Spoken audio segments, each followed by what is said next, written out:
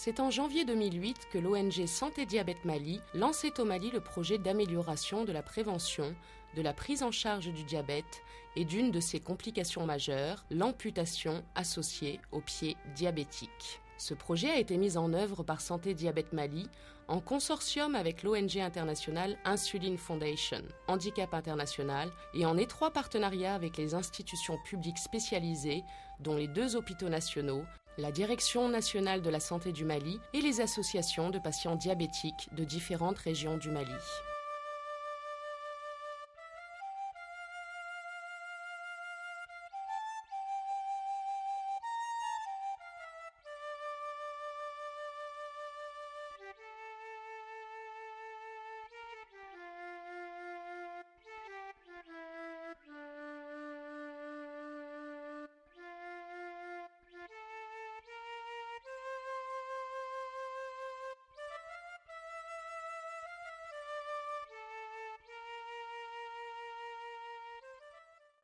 Contrairement à une ancienne conception qui se valait de classer le diabète sucré comme une maladie des pays et des hommes riches, le diabète sucré croît aujourd'hui de manière exponentielle dans l'ensemble des pays en voie de développement.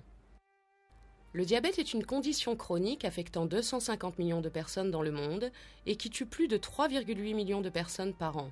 Selon l'Organisation mondiale de la santé, 50% des personnes atteintes du diabète développent des complications, dont le pied diabétique. En effet, plus d'1 million d'amputations par an sont dues au diabète. Selon la Fédération internationale du diabète, en 2025, le diabète touchera plus de 380 millions de personnes, devenant ainsi l'une des principales causes d'invalidité et de décès dans le monde. Les pays en voie de développement seront alors les plus concernés par cette pandémie, en regroupant 76% des personnes atteintes de diabète dans le monde. Cette transition épidémiologique des pays riches aux pays pauvres est principalement due aux modifications des modes de vie, notamment une urbanisation croissante, entraînant une transition nutritionnelle, une baisse de l'activité physique et une forte augmentation du surpoids.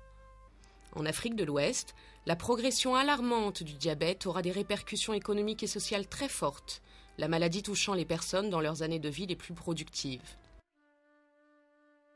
Le coût des soins du diabète, le manque de ressources humaines pour s'occuper du nombre accru de malades seront des freins importants à la réalisation de l'objectif du millénium sur l'éradication de la pauvreté. Les données recueillies lors d'une expertise menée au Mali par Santé Diabète Mali et l'International Insuline Foundation ont estimé à pratiquement 40 millions de dollars le coût direct dû au diabète, dont 90% de ces coûts imputés aux complications. Le coût du diabète et de ses complications, principalement l'amputation, est un facteur de paupérisation des familles. Une année d'insuline prélève 17% des revenus d'une famille. C'est aussi un facteur d'exclusion des soins des populations défavorisées, mais également un frein au développement économique pour les pays. Le diabète est une hyperglycémie chronique, c'est-à-dire des concentrations excessives de glucose dans le sang, liées à des facteurs génétiques, mais aussi des facteurs environnementaux. L'excès de sucre à long terme va entraîner des complications dégénératives au niveau des vaisseaux sanguins de la personne concernée. D'abord les petits vaisseaux sanguins et ensuite les gros vaisseaux sanguins. À très court terme, il s'agit des complications métaboliques, l'acidocétose et souvent l'hyperosmolarité qui peut survenir chez un diabétique déjà connu, un sujet âgé, très souvent. Quant aux complications dégénératives, elles peuvent être les circonstances de découverte de la maladie diabétique, soit par l'atteinte des yeux, du rein ou du cœur. Ces complications nécessitent un traitement spécifique. Ça détermine la gravité du diabète. Les complications au niveau des gros vaisseaux sanguins, notamment au niveau du pied, peut être accompagnées par une ulcération très importante de la plante du pied à l'origine d'une amputation du pied de ces personnes diabétiques concernées.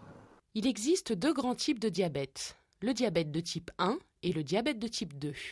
Le type 1, c'est les gens ils ont un pancréas qui s'agresse eux-mêmes. C'est une maladie auto-immune qui est là, Ils sont ni liés à l'hérédité, ni liés aux facteurs favorisants. C'est des types 1 et ça atteint en général un groupe d'âge de 0 à 25 ans.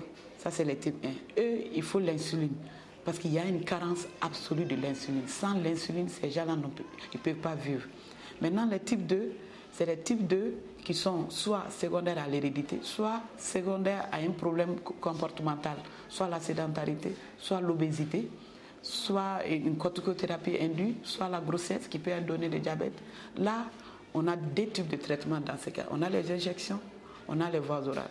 Maintenant, pour les injections, c'est l'insuline, bien sûr, et les ADO, on appelle les antidiabétiques oraux, soit les biguanide, soit les sulfamides.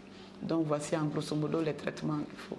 Plus le régime hygiéno-diététique, bien sûr, qui est toujours, jusqu'à preuve de contraire, le premier médicament du diabète. C'est une maladie qui ne se guérit pas, mais c'est une maladie qu'on peut donner une bonne amélioration au malade. Le malade peut faire sa vie avec le diabète, avec un bon suivi, un bon contrôle, il n'aura pas de problème.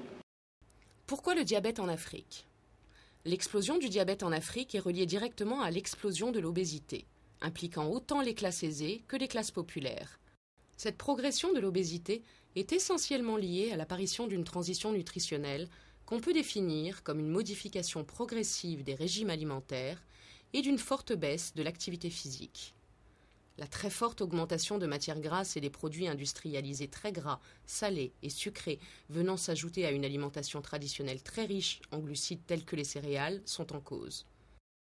L'évolution des modes de vie, avec l'augmentation des revenus des populations, explique cette transition, en même temps que la très forte croissance de l'urbanisation qui renforce la sédentarité par la généralisation des travaux de bureau, l'utilisation des moyens de transport motorisés, la prolifération des écrans de télévision et des jeux vidéo pour les enfants. Problème général du diabète de type 2 en Afrique, le cas du Mali.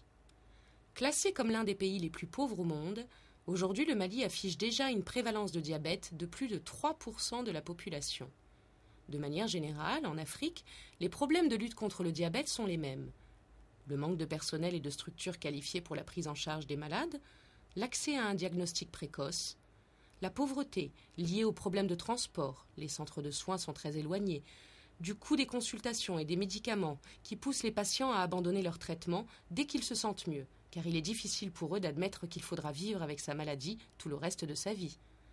La difficulté d'une diététique adaptée et le prestige lié au surpoids et à l'obésité, symbole de réussite, constituent une résistance supplémentaire que les praticiens doivent affronter.